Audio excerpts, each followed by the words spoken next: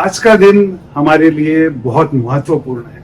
आज तारीख है 5 अगस्त और दोस्तों आपको शायद पता होगा कि पिछले साल इसी दिन 5 अगस्त 2022 में हमारी मैगजीन का लॉन्च हुआ था और आज हमारा एनिवर्सरी इशू है। और दूसरी बहुत खुशी की और अहम बात यह है कि आज के जो हमारे मेहमान हैं महेश भाई सोनानी, वो हमसे पहले इशू से जुड़े हुए हैं, वो लॉन्च में भी थे और आज हमारी एनिवर्सरी इशू जो है उसका अनावरण भी वही कर रहे हैं। तो चलिए उनसे बात करते हैं। ओवर टू महेश भाई सोनानी। महेश भाई, जैसे कि मैंने अभी अपने दर्शकों से कहा कि आप हमारे समर्थक हैं, सपोर्टर है, हमें हमारी जो जर्नी है 1 साल की उसमें आपका बहुत महत्वपूर्ण योगदान है। तो ये मैगजीन को देख के आपको क्या लगता है कि हमें अच्छा प्रोत्साहन तो जरूर मिला है, लेकिन इसमें कहाँ हम लोग इम्प्रूव कर सकते हैं? कौन सी चीज आपको अच्छी लगी और कौन सी और बेहतर की जा सकती है? इसके बारे में हमें थोड़ी जानकारी दीजिए, हमारा थोड़ा सहयोग कीजिए, हमें एक मदद कीजिए। Thank you very much Prabhakar ji, आपने जो हमको इनवाइट किया आपकी जो मैगजीन की एनिवर्सरी टाइम पे।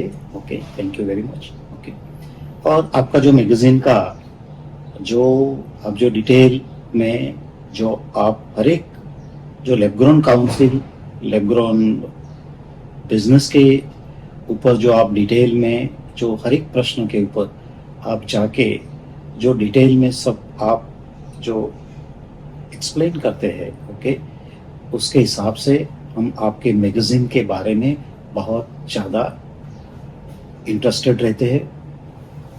ओके, और आपको ये जो मैगजीन में आप मुझे कुछ क्वेश्चंस पूछिए और वो क्वेश्चंस के हिसाब से मैं मेरी जो समझ है वो आपको मैं एक्सप्लेन करूँगा और उसके हिसाब से आप अपना जो मैगजीन में और ज़्यादा इम्प्रूवमेंट, शार्पनेस आप ला सकते हैं या उसमें डिटेल आप डाल सकते हैं। ओके, और उसमें जो भी हमारा सहयोग की ज़रूरत है हम आपको करेंगे। शुक्रिया महेश भाई, और आपने हमें प्रोत्साहन दिया। तो आप एक जानी मानी व्यक्ति हैं इस इंडस्ट्री के साथ, आपका बहुत पुराना रिश्ता है सब, और जो जानकार लोग हैं इंडस्ट्री के आपको जानते हैं, लेकिन आप बड़े लो प्रोफाइल हैं। आप ज्यादा अपने बारे में बात करना पसंद नहीं करते हैं, आपका काम ही आपके बारे में बात करता है। तो सोनानी इंडस्ट्री का नाम आज सिर्फ देश में ही नहीं पूरी दुनिया में मशहूर है। लेकिन हमारे दर्शक और हम भी जानना चाहेंगे कि आपके ये बिजनेस की जो फाउंडेशन है उसका फाउंडेशन कैसे बिल्डअप किया, और आपका थोड़ा सा बैकग्राउंड दीजिए और अब तक की जर्नी है उसका थोड़ा सा हमें विवरण दीजिए। प्रभाकर जी, मैं 2005 से मैंने ये जो लैब-ग्रोन डायमंड के ऊपर मैंने काम स्टार्ट किया था। तब हम हाई प्रेशर हाई टेम्परेचर के हिसाब से जो डायमंड ग्रो होता है उसके ऊपर हम काम करते थे, और उसके लिए सबसे पहले मैंने जो स्टार्टिंग किया वो मैंने डायमंड कलर चेंजिंग के लिए मैंने काम स्टार्ट किया सोनानी इंडस्ट्रीज के अंदर, और ये हमने रिसर्च स्टार्ट किया 2005 में।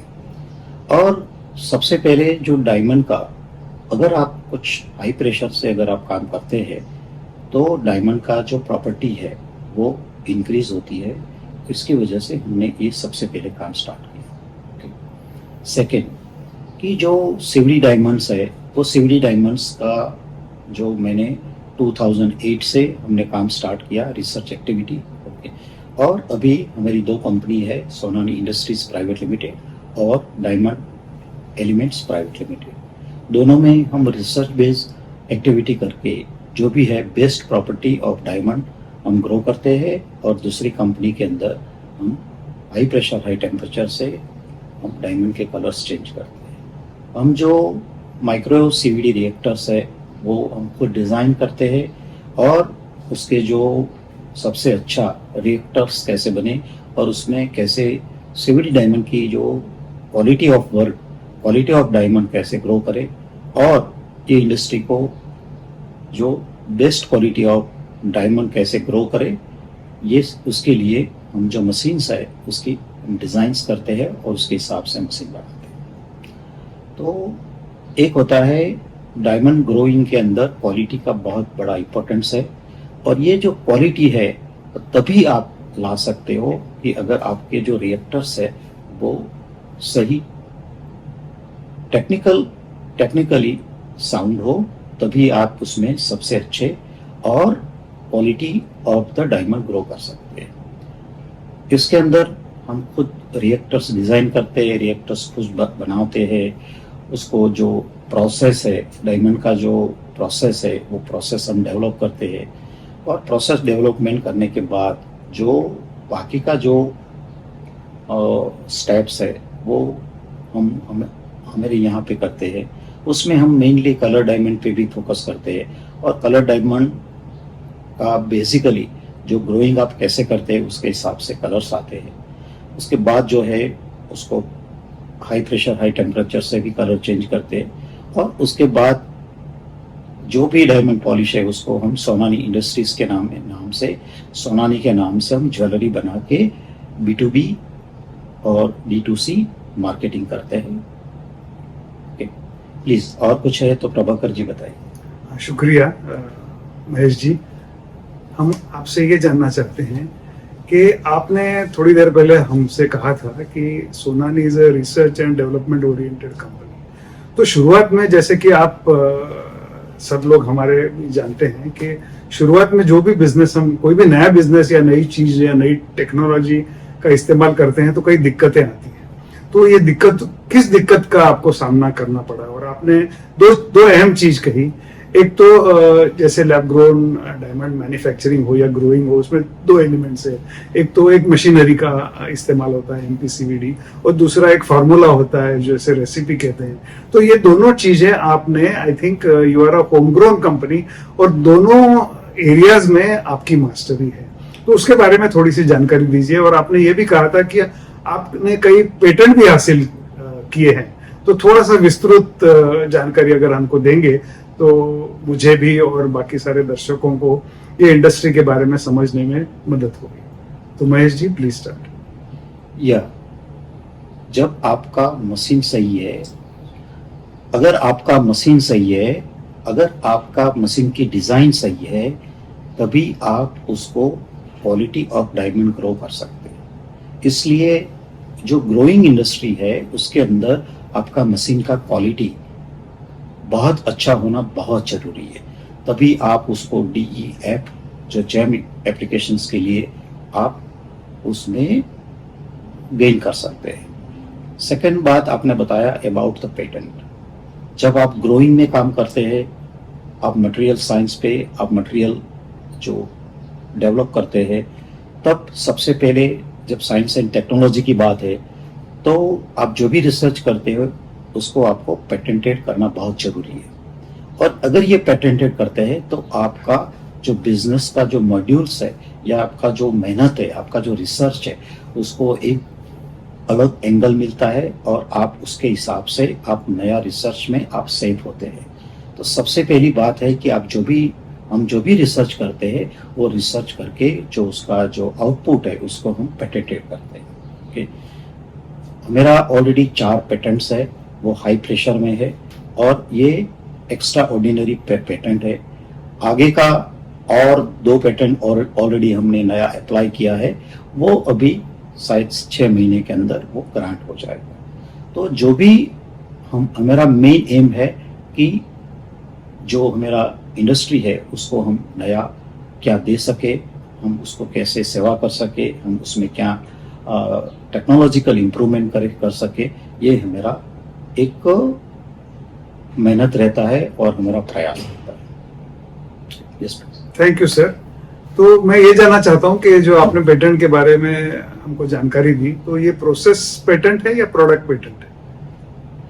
This is the also product patent. Okay, उसके अंदर जो प्रोसेस पे पेटेंट भी आज मानो के कर सकते हैं, लेकिन मेरा जो प्रोडक्ट हम जो अचीव करते हैं, ओके, वो अचीवमेंट का हम पेटेंट करते हैं। तो हमारी जो अभी जो है वो कुछ डिजाइंस पेटेंट है, और जो है वो अभी जो रिसेंटली हमारा जो एक पेटेंट जो ग्रांट हुआ उसके अंदर हम जो डायमंड में जो क्रैक्स होता है, जो आपका I1 या आई क्वालिटी का कोई भी डायमंड है, तो उसको हम हाई प्रेशर से वो क्रैक्स को हम हाई प्रेशर से जॉइंट करते हैं। उसका जो ग्रोथ पैटर्न है, वो ग्रोथ पैटर्न या उसमें जो क्रैक्स होती है वो हाई प्रेशर और हाई टेम्परेचर्स में अल्ट्रा हाई प्रेशर देके हम उसको क्रैक को हम जॉइंट करते हैं, और उसके बाद जो है वो क्रैक्स डायमंड में रहती नहीं है। This is a best research and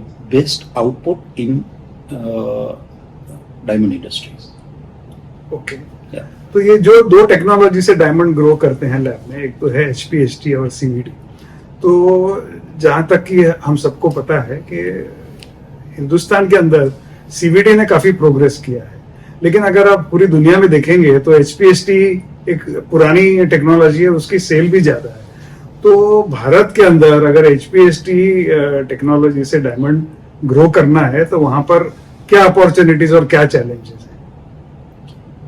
सबसे पहले जो मैं आपको CVD डायमंड्स के बारे में बताऊंगा, जो इंडियन इंडस्ट्री है वो CVD के ऊपर बहुत आज मानो इंटरेस्टेड है, और ये सही, मेरे हिसाब से सही स्टेप है।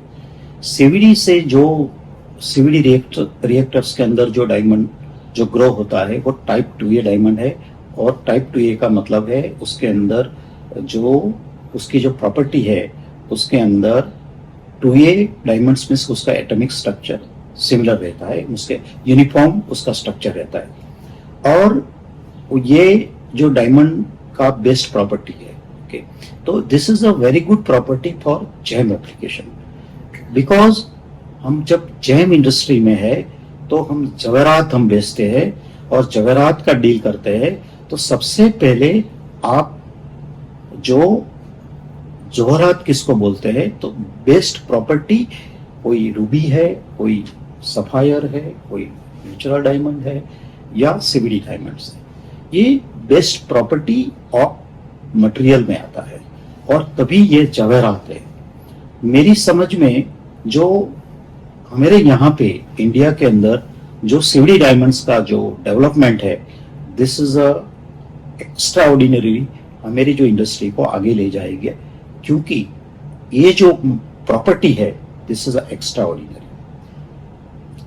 तभी आपने जो मुझे दूसरा जो पूछा है अबाउट द HPHT डायमंड के अंदर आप high pressure and high temperature से डायमंड ग्रो करते हैं। जब high pressure and high temperature से जब आप डायमंड ग्रो करते हैं तब उसके अंदर मेटल कंटेंट PPM लेवल पे आपको डालना पड़ता है। जब तक आप उसमें मेटल आप नहीं डालेंगे ग्रेफाइट के साथ, तब तक आप डायमंड ग्रो नहीं कर सकते। This is the basic principle. और जब मेरी जो समझ ये कहती है कि जब आप डायमंड के साथ आप एक जवेरात के साथ जब काम करते हैं, तब जब डायमंड में अगर कोई मेटल कंटेंट है तो ये बहुत अच्छा मटेरियल जो हम जवेरात में नहीं रखते हैं। ओके, ये मेरी समझ है, और इसलिए मेरे यहाँ पे जो इंडिया के अंदर जो भी ग्रोअर्स है वो हाई प्रेशर से वो ग्रो करना ज़्यादा इंटरेस्टेड नहीं रखते हैं, लेकिन ज़्यादातर जो इंडस्ट्रीज है वो CVD डायमंड्स ग्रो करती है। हाई प्रेशर में यहाँ पे ग्रो करने के लिए मेरा बेसिक जो मशीन्स जो मैन्युफैक्चरिंग है वो यहाँ पे नहीं है।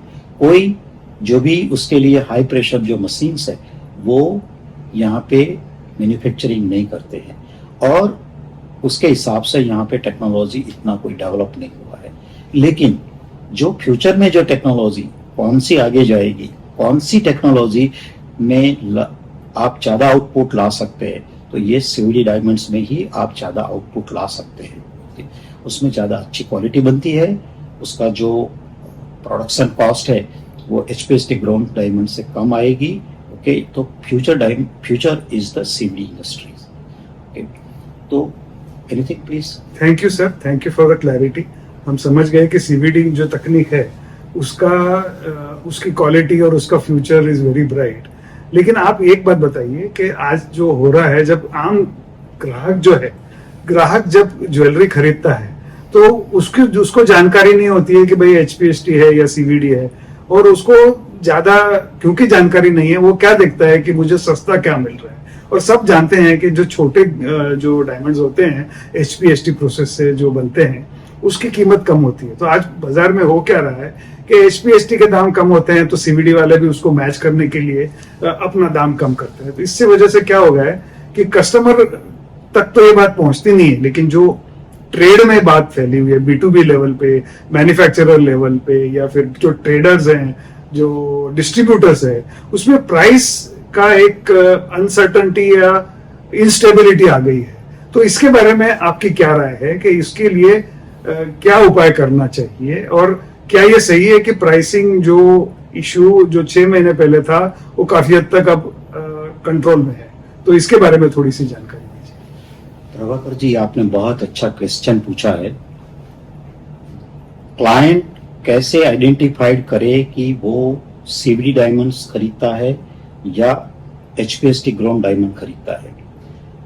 मेरी समझ ये कहती है कि सबसे पहले जो जेमोलॉजिकल जो इंस्टीट्यूशंस है उन लोगों को सीवीडी डायमंड्स और एचपीएसटी ग्रोन डायमंड्स के सर्टिफिकेट अलग करने चाहिए, सर्टिफिकेट के कलर्स अलग करना चाहिए। जेमोलॉजिकल जो इंस्टीट्यूशंस है उसकी फर्ज है कि क्लाइंट को बताए कि वो क्या खरीद रहे हैं, वो एचपीएसटी ग्रोन डायमंड खरीद रहे हैं या वो सीवीडी डायमंड खरीद रहे हैं। जैसे नेचुरल डायमंड का जो सर्टिफिकेट का कलर्स अलग रहते हैं और जैसे सीवीडी डायमंड्स के सर्टिफिकेशन का कलर अलग रखते हैं, उसके हिसाब से सबसे पहली जरूरत यह है कि जो क्लाइंट है उसको इजीली समझ में आए कि वो एचपीएसटी ग्रोन डायमंड खरीदते हैं या सीवीडी ग्रोन डायमंड खरीदते हैं।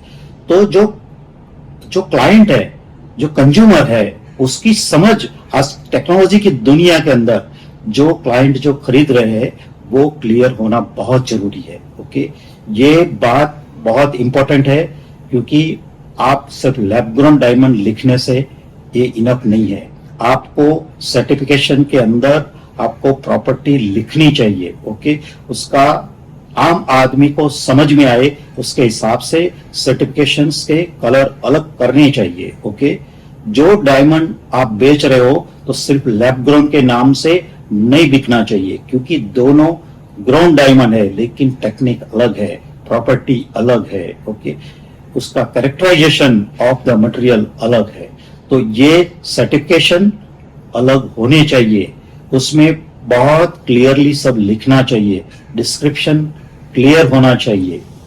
और सेकंड, अबाउट द प्राइस, दोनों का प्रॉपर्टी अलग है, दोनों का कॉस्ट ऑफ प्रोडक्शन अलग है, तो ये जो मटेरियल है वो अलग होने चाहिए, तो ही इंडस्ट्री ज्यादा हेल्दी बनेगी।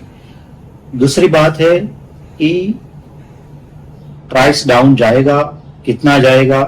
अभी जो एक जैसे जैसे आज ये इंडस्ट्री हेल्दी बन रही है, अब प्राइस ज्यादा डाउन नहीं जाएगा, क्योंकि ये प्रोडक्शन कॉस्ट के हिसाब से एक जेन्युइन जो प्रॉफिट जो कमाने वाली इंडस्ट्री वहां उसका कॉस्टिंग आ चुका है। तो ये जो रैक प्राइस में के हिसाब से जो कैलकुलेशन होता है, तो कुछ साइज के अंदर 5% जितना डिफरेंस हो सकता है, लेकिन जो 3 कैरेट डाउन जो है उसमें अभी प्राइस बिल्कुल डाउन नहीं जाएगा। ये मेरा कैलकुलेशन कहता है। मेनली जो जेमोलॉजिकल जो अभी जो इंस्टीट्यूशंस है उन लोगों का जो एक लैब ग्रोन के ऊपर जो सर्टिफिकेशंस का जो क्वालिटी है वो एक्चुअल सही में नहीं दे रहे। वो जेमोलॉजी वाले सिर्फ अभी पैसा कमा रहे, वो सर्टिफिकेशन का जो एक्यूरेसी है, वो जो चार्ज लेते हैं, वो चार्ज के अंदर वो जितना हेवी चार्ज है, ये लैब ग्रोन इंडस्ट्री के लिए ये सस्टेन नहीं होता है।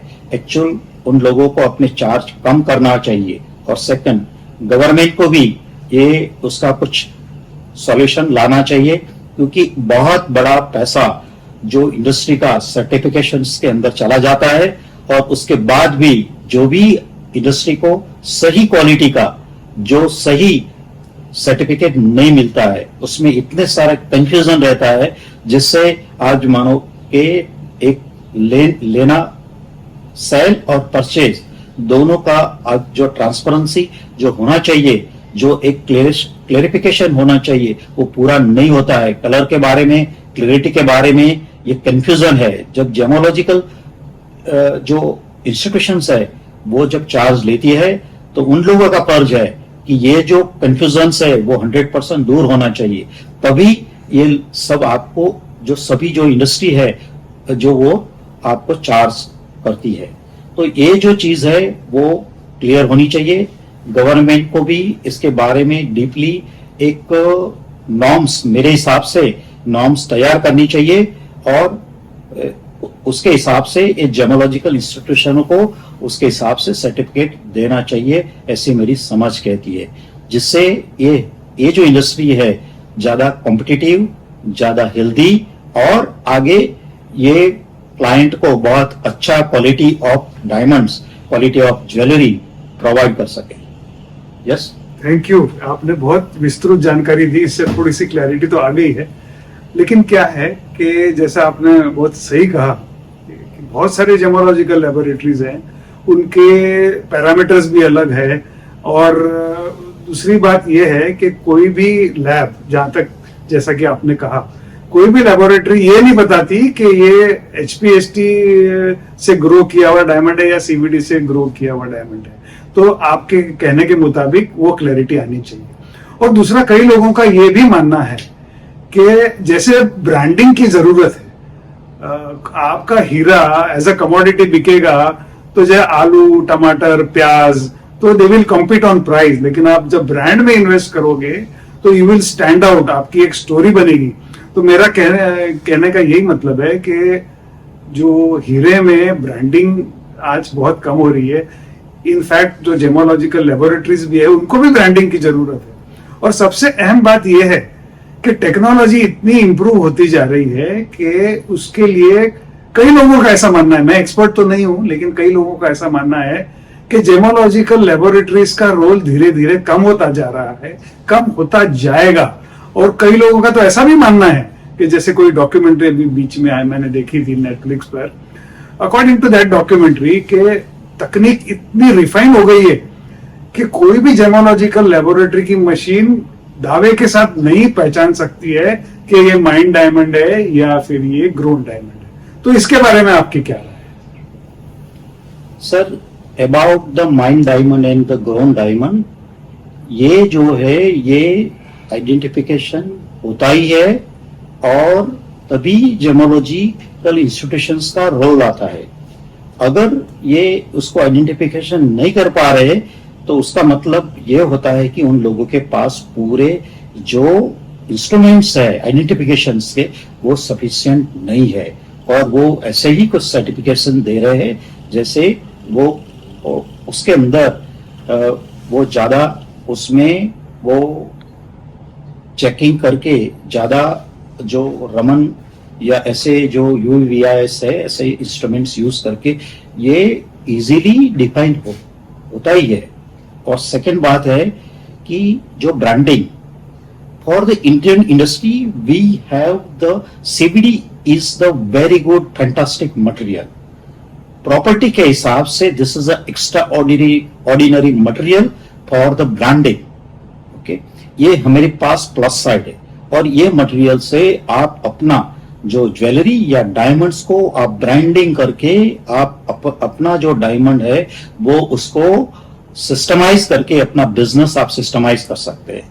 तो आज की दुनिया के अंदर CVD diamonds is the key material for the gem industry for the future, and उसको आपको ब्रांडिंग करके उसको आप बड़ा काम कर सकते हैं और अपना बिजनेस को आप ऑर्गेनाइज कर सकते हैं। This is the best way.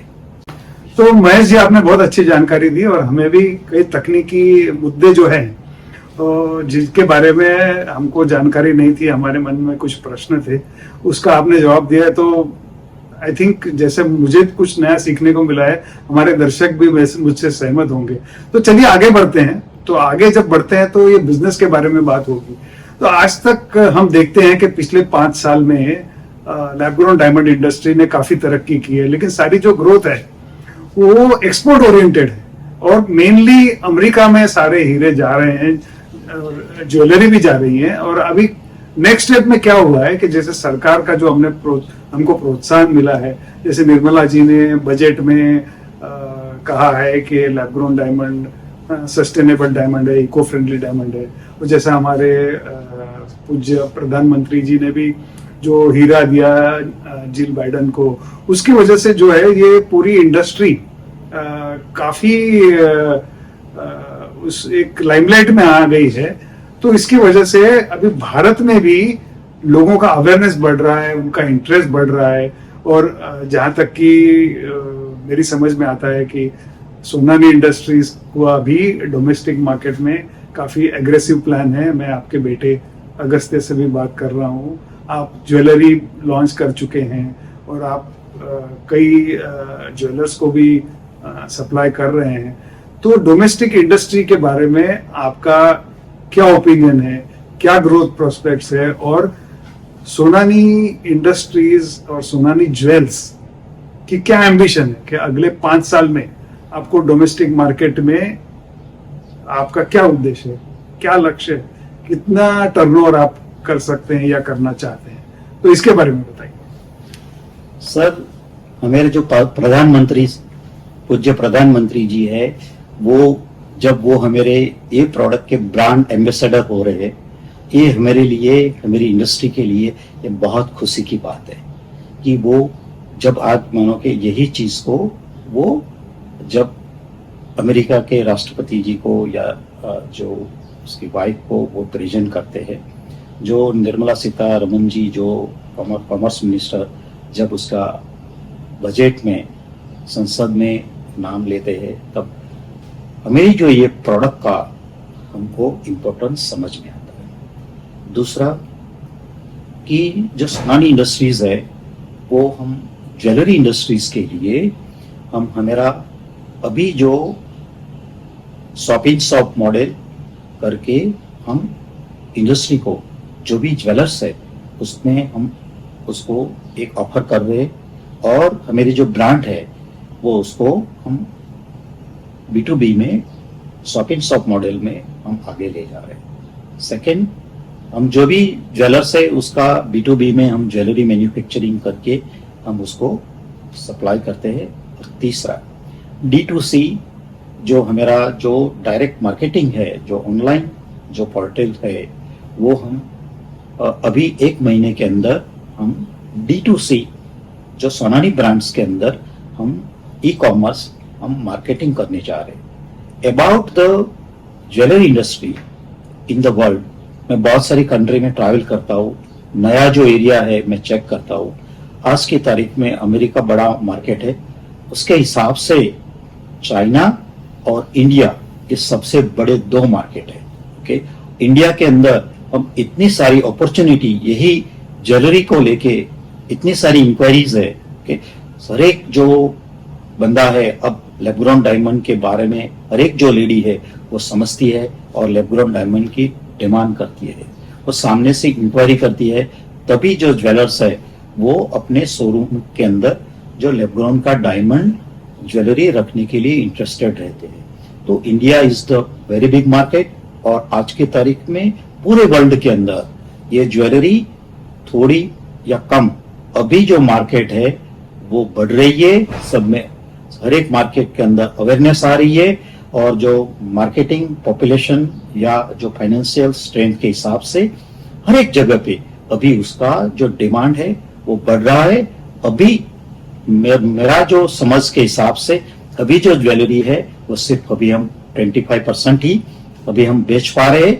अभी जो है 75% अभी मार्केट 5 साल में और जनरेट होगा, और ये जो इंडस्ट्री है उसका स्केल 3 गुना और बड़ा होने वाला है। ओके, ऐसा मेरा भरोसा है। यस, थैंक यू महेश भाई, आपने अपना कीमती समय हमारे साथ बिताया और काफी जानकारी दी, और आपका एक्सपांशन प्लान भी आपने हमसे शेयर किया, और you are very bullish on the domestic Indian market. तो we would like to congratulate you, और आपको बधाई भी देते हैं, शुभकामनाएं भी देते हैं कि आगे आने वाले महीनों में और सालों में सोनानी एक ब्रांड बनेगा, न सिर्फ ओवरसीज मार्केट में लेकिन भारत में भी कस्टमर्स आपके लॉयल पेट्रन्स बनेंगे और एक आप you will be one of the leading jewellery brands in India. Thank you very much. Thank you Prabhakar ji, thank you very much.